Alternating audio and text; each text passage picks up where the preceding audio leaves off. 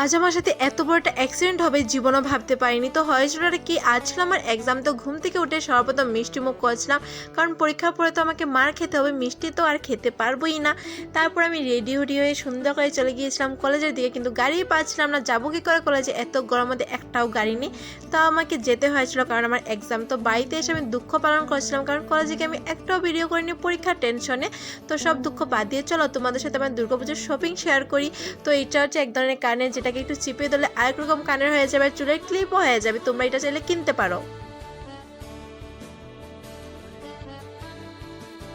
তারপর চলে এসেছে আমার লজ্জাবতী স্টুডেন্ট। ও সবসময় লজ্জা পায়, তাই আমি একটু লজ্জাবতী বলি। এরপর 5-6 বছর পর সাইকেল চালাতে গিয়ে আমার হয়ে গেছিলো অ্যাক্সিডেন্ট আমি থামিনি। তারপর দেখো এক হাত দিয়ে আমি সাইকেল চালাচ্ছি, কত সাহস দেখো আমার। আর আমার বাবার অবস্থাটা দেখো, মায়ের টিপ দিয়ে বসে আছে, কত কিউট সুন্দর লাগছে।